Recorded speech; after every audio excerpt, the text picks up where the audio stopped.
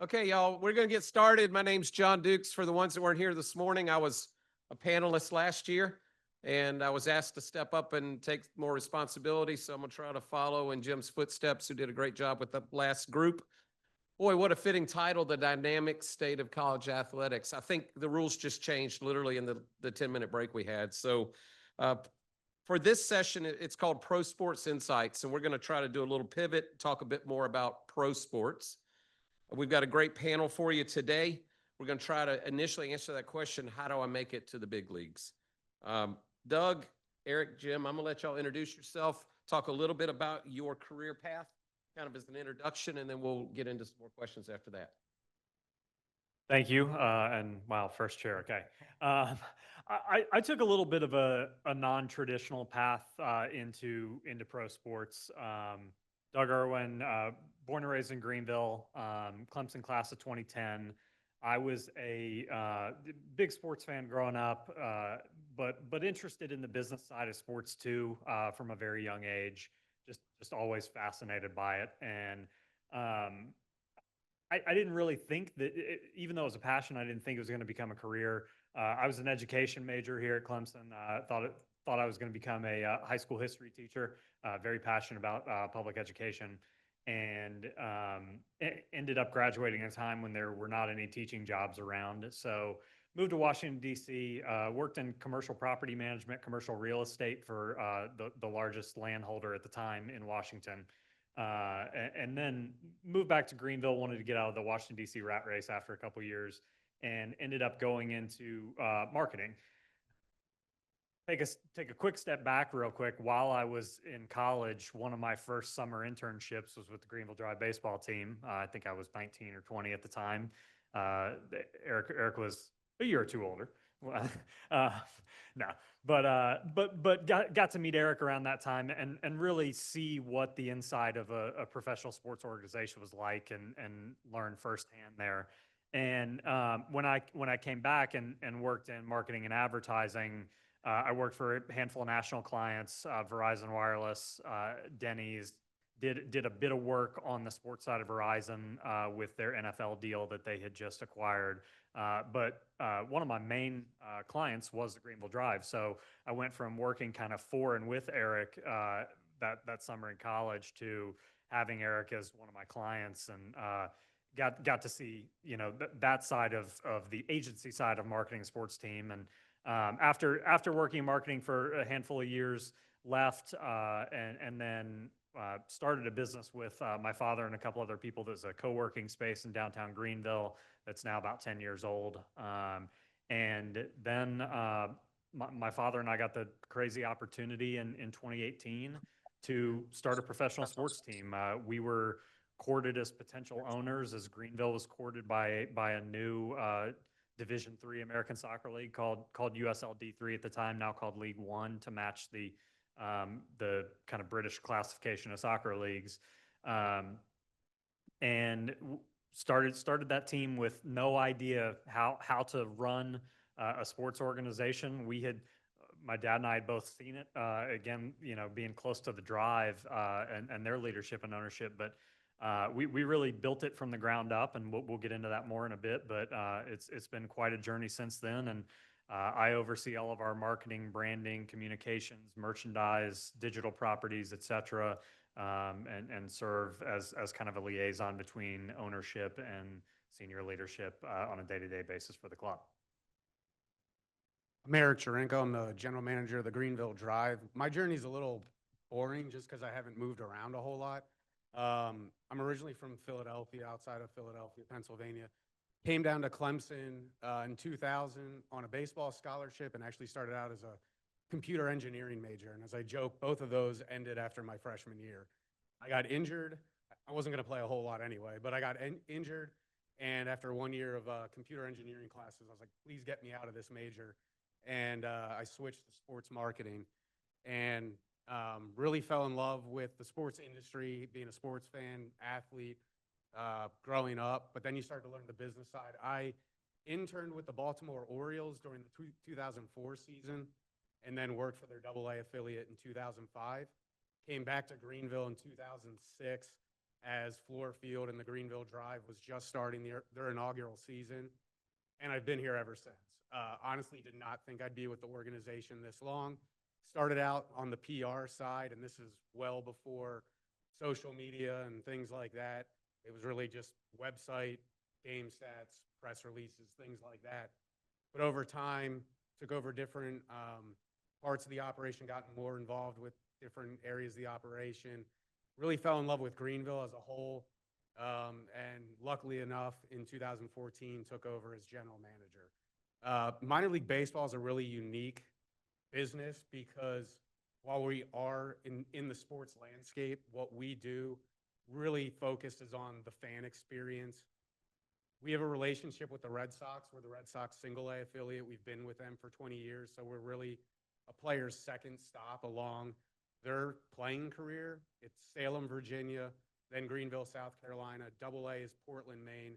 Triple A is Worcester, Massachusetts, and then Boston, obviously being the big league club. But from our side, from my side as a general manager and our staff, we are all about the business operation. The next time the Red Sox ask me for any advice on a draft pick or a trade will be the first time they've ever asked me for help on a draft pick or a trade.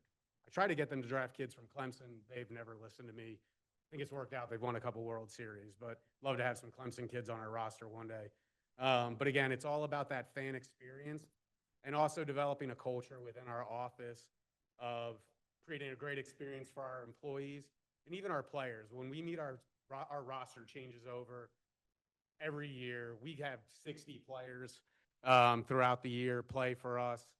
And the biggest thing that we tell them is when their journey ends, and we hope it's in front of a locker at Fenway Park, that we want them to look back on their playing career and say that Greenville was their most favorite stop along the way because we created a great experience for them and their families while they were here. And Michael hit on it on the NIL stuff. I mean, we're facilities and trying to grow our revenue and things like that. It's not a whole lot different than the college athletics, just on a whole different scale. But that's kind of the business that we're in, is that fan experience. Thank you. Jim Popp, and I am the Senior Vice President of Player Personnel for the United Football League. That's the spring football. It's played now, going into its 5th year. I like these gentlemen, and even I thought Michael and Bobby did a great job touching on a lot of things, but we all have unique paths, but we have a lot of similarities where we all started from the bottom and worked our way up and got opportunities and along the way. So for myself, I'm from a football family. I always try to lay this out first. My dad was a football coach at every level, high school to the NFL. My mother was had a tremendous business mind, owned several businesses in our hometown. My brother was in television, at every aspect of television, TV and radio, and from behind the camera to being an anchor, to my sister being an international corporate lawyer. So for somebody that's been a general manager for a lot of years, I've taken into all those aspects. I've had someone to talk to in a family. Not everybody's had that. That's kind of created my own way of viewing different situations and or how I deal with people. And that's been very helpful. So, I mean, I'm a young man that went on scholarship to play football and baseball at Michigan State. I got hurt my freshman year, tore 3 ligaments in my knee. I tried to come back from that. I played a little bit. Nick Saban was my position coach. I had tremendous coaching, learned a lot, finished school in 3.5 years, and went from thinking I was going to be an FBI agent to I was going to be in sports and television or something to I want to coach. And got a GA job at North Carolina. A year later, I'm coaching 3 years at the Citadel. And then I jumped into pro sports by 25 years old. So it's kind of funny to say I've been in pro sports 35 years because when I look at myself, my hair and everything may look, I've been in that long. When I look at young people and stay around young people, I still think I'm 25, 30 years old. That's how I think, and that's how I act and still go about my job every day. I got 6 kids, 2 that are out of college, 2 that are finishing college, 2 in high school. So I'm pretty on top of everything that goes on. I got this tremendous opportunity to go into World League of American Football, which ended up being NFL Europe. That lasted a year. I went on and helped start a football league called Professional Spring Football League that never played a game. Drafted 1,000 players. I got into personnel this way. Practiced 4 weeks, fell apart. Through that opportunity, someone saw me running camps. I had camps where I had 1,000 people, 650 people, and it was someone from the CFL and said, hey, there's a team looking for somebody. I go up to Saskatchewan, had no idea where Saskatchewan was, in Regina, Saskatchewan. I take the job. I just happened to get with the right people. I had a tremendous president, and I had a football coach that believed in me. We bonded and became the all-time winningest coach in Canada. But when he was out searching, the CFL moved into the U.S.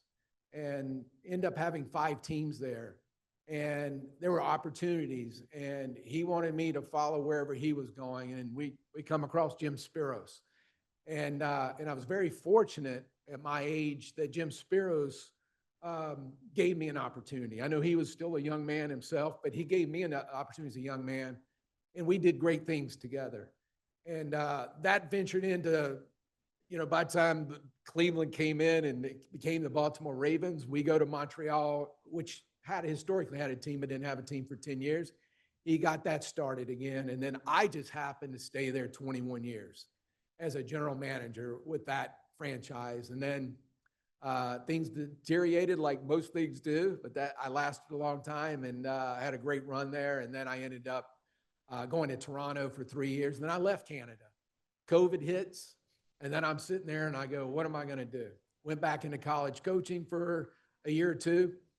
And then I decided I get a call from Daryl Moose Johnston. Daryl was the blocking fullback for Emmitt Smith all the years of the Dallas Cowboys, and never met the gentleman, and asked me to join the USFL, which I did. And I became basically what my job is today, Senior Vice President of Player Personnel for the entire league. We merged with the XFL after the 23 seasons. We've had 2 seasons of the UFL. And now we got a new opportunity with some more ownership that's come in to try to take us in a different direction. But that's what I've done, and I've worked my way up from the bottom to the top, like they have. There's no been any kind of path any one way. I didn't go to college to be a general manager or be a vice president. It's hard work and treating people right and being honest and doing your job. And if you get in the right people and you do all that, opportunities come your way. Jim, thanks for that, guys. Thanks for the background. Jim, you set up my next thing perfectly. So as you talked about your career journey, and we got to make up a little time here. So I'm going to ask each one of you to share one misconception. And a story that was shared during our prep call was these guys used the term rolling tarp together. So, and Jim talked about working his way up from the bottom. So if y'all just share one misconception with the audience, and then we'll use that as a stepping stone into the next question. Yeah, I mean, the world of minor league baseball is, no matter what your title is, you're doing everything. I mean, our biggest thing we have to combat is weather. So if we've got a pool tarp, we don't have a tarp staff. We've got our front office, which is 32 people. So I'm down there rolling tarp. We actually created a point system to get people to actually come to tarp pools now, and we give prizes to our staff if you show up to tarp pool. But that's the biggest thing is, like, as you progress, people think you get more and more hands off with kind of the nitty gritty. And I don't do it too often, but if I absolutely have to, I'll still get in the mascot suit from time to time, roll some hot dogs in the concession stands. I mean, that's what's fun about minor league baseball too, is you never lose sight of what you did to get to where you're at now. And it's always hands-on, and you're always wanting to help the next generation kind of grow the organization and the company. Yeah, I'll never forget early on in my internship with the Drive. I don't think it was Eric. It was one of Eric's bosses at the time said to me, he's like, make sure you bring a change of clothes and shoes. And I was like, why would I need that? I'm sitting in a dress shirt in the office all day. I quickly learned. Biggest, I think, misconception, and this is an easy one, but it must be said. This is not a 9-to-5 job. I think we all know this. They don't play the games at 2 o'clock on a Tuesday afternoon. I learned that really quickly in my internship too. You get a 40-hour work week plus a 7-game homestand makes for a really long work week. You know, you are working during the week. I'm in a sport where we have 1 game a week, you know, kind of similar to the gym schedule, but you're all building to that, and that does not happen during 9 to 5. You're always on. The email's always on. It's stressful, but it's awesome. But you know, be prepared to work. Be prepared to. Our team president always says you might miss a wedding, you might miss a birthday, you might miss a family dinner. Make sure you know that. I'm surprised how few people coming into sports come in with that expectation. That's the number one thing that grounds people really, really quickly. I agree with both of you with this. I truly believe that you just got to get in there and whatever job's available to get your foot in the door, take it. Get in there, prove yourself, and do. So I'm like them. Most of my career has been somewhere where you've had to do multi jobs. You've had to do every job. You may consider it like if you're internship or if you're working with one of the sports department here, so-called doing grunt work. It's the best way to learn. Get your foot in the door, do that work. We've all done that.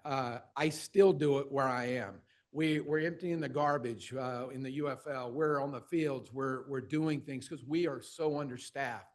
We do not have specialized people. We don't have that kind of money to sit there and have some specialized people in every department or a working crew is that big. So getting into pro sports, the glamour is game day and the game, and you're going to love every bit of that. Everything behind the scene isn't that glamorous. It's hard work. And if you love it, it's not work. You'll love it and you'll be up. I to this day, I don't sleep a whole lot more than 4 or 5 hours. I work my tail off. I enjoy it. I love what I do. And that's the passion that you're going to know if this is right for you, if you really want to do that. And you turn in return, you got fans, you got individuals that you help on a daily basis. You're helping, you're teaching, and you get great joy out of that. I mean, the one thing I want to just add on top of that is the 9 to 5 is boring. After being in sports for 22 years, like we're in our off season right now, so we're in the office 9 to 5 planning for next season. And it's boring. Like I'm already like, okay, when's April 2nd? When's opening day for next year? When am I going to be in the office at 7 a.m. on a game day, 6 straight days till 11 p.m.? Like 22 years in, like we still find joy in that being our day. Cause like I said, the 9 to 5, yeah, with the season ends and you're kind of like, all right, let me take a deep breath. But after a month, you're kind of like itching for the season to start again. All righty, good stuff. So this is we've got 2 more questions, but this one's probably the one that's most important to this crowd. As the father of a Clemson student who's trying to find his pathway into sports, I got a feeling this room's full of that same story. So guys, can you talk just a minute about the different career opportunities that these folks should be considering, and then what internship opportunities they should be applying for? Go ahead. Okay, I'll say this, with with football, a lot of people want to be in the NFL. Okay, the first thing that comes about, my own kids have done this. They'll come to me in June and go, hey, if I want to intern for the NFL team, what do I need to do? I said, you're about 6 months too late. If you're looking to get into any place, but I'm going to say the NFL here, and you're wanting to help intern during training camp, for example, in August, you better do it in January. This is where everything goes out. This is when they're looking for internships. So be about 8 months to a year ahead of time in your process. And then once you start the process, if you can get your foot in the door and you can do it for 2 or 3 years and help, then there might be a job for you as soon as you come out of school. A lot of people I know that are even general managers in the NFL, this is how they started. They worked their way up. And it's a matter of getting your foot in the door to get these opportunities. But it's imperative that, and I do think, if you want to be in football and there's something in media relations, get into media relations. Just get your foot in the door, talk to the football people, and maybe your next opportunity is over in the football department. To echo that, sell tickets. The easiest way to get your foot in the door of a front office is sell tickets. It is a position that I know in minor league soccer, but probably in all minor league sports, the average length of a tenure of a ticket salesperson is 7 months. Some of that's a little skewed because it's seasonal, but it's not all bad that it's 7 months. It's 7 months because that's, you know, by the end of the season, it's worked out or it hasn't. If it hadn't worked out, you're probably not coming back next year. If it has worked out, you're going to move up the ranks and you're going to move up really quickly.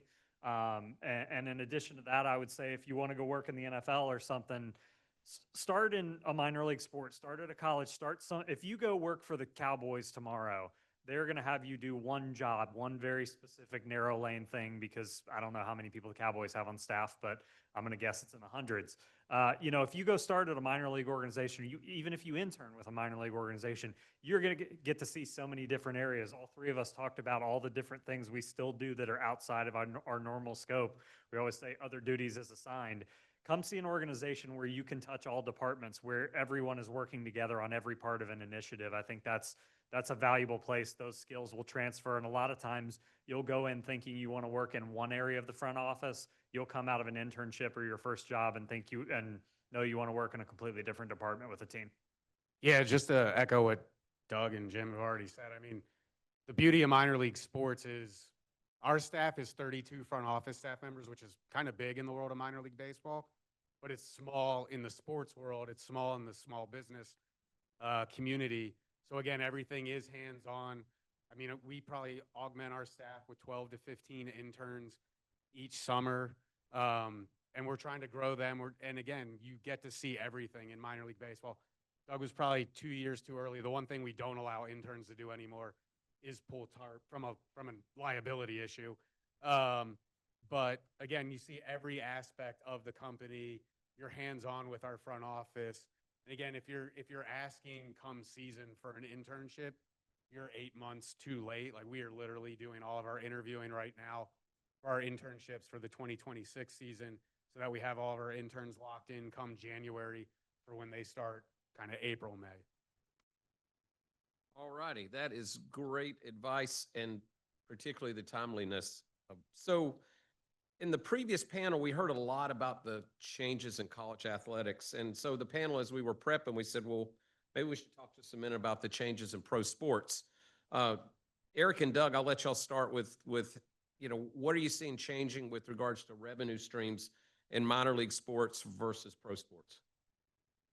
Well, it's not a particularly complex business model for us. You know, we don't have the TV revenue. Michael talked on the last panel about how NFL teams are profitable before the doors open, right? We don't have a one of us was going to do it. We don't have $1 billion plus TV deal. So for us, it's tickets, sponsorships, merchandise. I know Eric has concessions a little bit because they're in a venue they control. But I think where we're seeing the landscape shift in our league is we've got promotion and relegation on the horizon. If you're not familiar with the concept, look it up. It's what every other soccer league around the world or country that plays soccer around the world does, where the top teams go up a level at the end of the season, the bottom teams go down a level. That is hopefully going to be a big financial windfall, will lead to us getting a TV deal or a streaming deal that is profitable. So that'll be a new revenue stream for us. But as that's happening, costs are going up, and that's the challenging thing too. Both of these guys work around players' unions. Our players just unionized last season in season 6 of our league. So salaries are going up, amenities are going up. So, you know, just as revenues go up, expenses are always going to go up. So it's been unique to kind of see that battle evolve as we've been in a league where we were the second team announced in the league, and now we're headed into year 7 with more than 20 teams in our league. Can I just interrupt for a second? I want you to stress that point for those that have not been exposed to European soccer. Make sure this audience understands what you just said, because I think you're going to see more of that. Yeah, this is a first in American sports when it happens. Our league, the USL, operates a number of different leagues within the U.S. soccer pyramid. There are multiple levels. To make a baseball comparison, we always say that we are the AA level of soccer with the Triumph. Major League Soccer is at the top. Major League Soccer, the trains left the station there. They don't want to have anything to do with promotion relegation. Their franchise values are already so high. But the USL operates the second and third tier of pro sports and men's professional soccer, and potentially a fourth tier at some point. But what they are going to do is all these leagues right now that have separate fees where you come in at different levels, market size, etc., it's going to switch to what English Premier League and all these other leagues do, and the value that that increases. England has a game at the end of the season to promote the top team in the second tier English league to the Premier League. Two teams play one game at Wembley Stadium. It used to be called the £100 million match, because the worth of that one game to a team was $100 million. Now, we're not going to get there, but you look at what they're doing, they're going to start, any expansion team in our league is going to come in at our level to start, and they're going to have 2 levels to move up. So the amount of intrigue, the amount of sponsor revenue that we hope it will bring, the TV intrigue, I don't think it's a stretch to say that the eyes of the soccer world, which will already be on the U.S. next year for the World Cup, if this happens in 27, we'll be able to capitalize on that World Cup momentum and hopefully create a lot of value for our teams, team ownerships, create a lot of value for the league, and make a lot of new fans. I mean, I think we've gotten pretty good at our core business, which is 66 drive baseball games a year. And our goal there is to keep everything affordable. We're in a very unique situation that we own and operate the stadium. It's not city-owned. It was privately built 20 years ago. We've basically become a family-owned and operated organization. Our owner he wants us to be affordable, that it's accessible for anyone to come to a game. So 20 years ago when we first started, a hot dog was $3. 20 years later, it's $3.50. Our most expensive ticket is $15.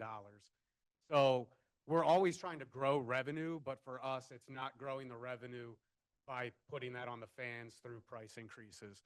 So we know we have 66 drive baseball games a year. So the stadium has the opportunity to be used another 300 days out of the year. So that's where we've really grown our business, is hosting other events, hosting amateur baseball games, hosting banana ball, things like that, where we can grow our revenue. That also gives more exposure to our sponsors, allows us to grow our sponsor revenues as well. So that's been our biggest growth over the years. So we'll have 100 baseball games a year between college, high school, drive, professional games, but then we'll have 150 events throughout the course of the year. Like right now, season's been over for a month. We have an event every single day this week. We've got a Halloween event tonight for families. So again, it's just keeping the ballpark open and exposing the community to everything that we have to offer.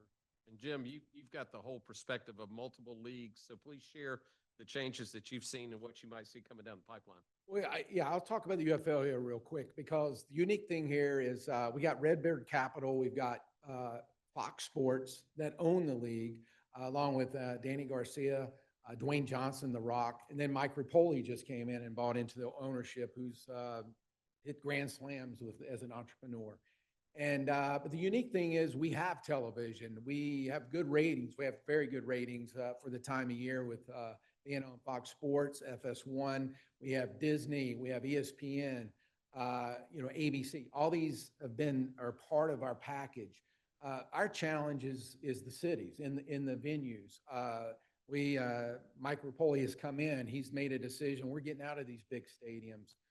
We don't want to be seen on TV with empty stadiums, and trying to sell sponsorship in-house is a little difficult. So we're going into 3 new cities this year.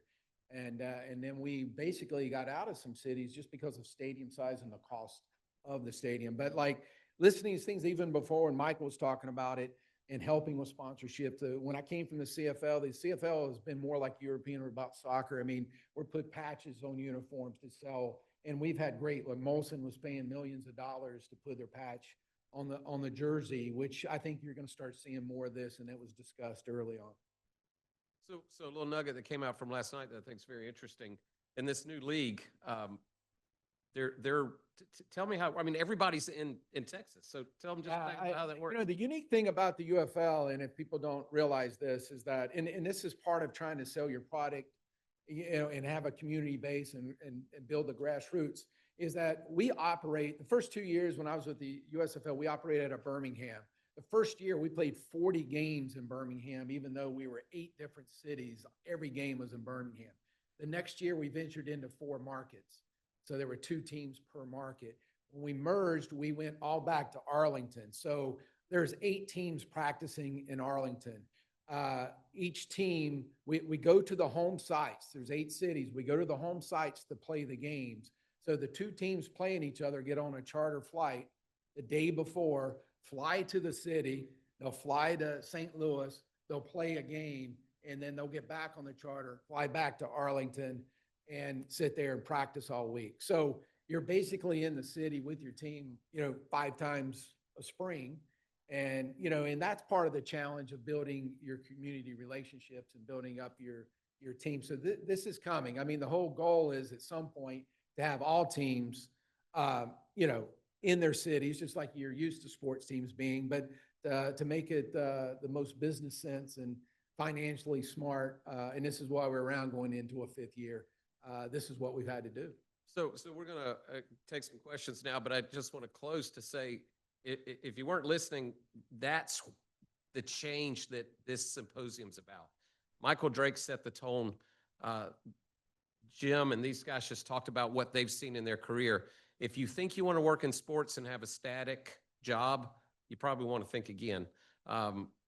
Just heard last night, y'all, they fly the competing teams on the same plane.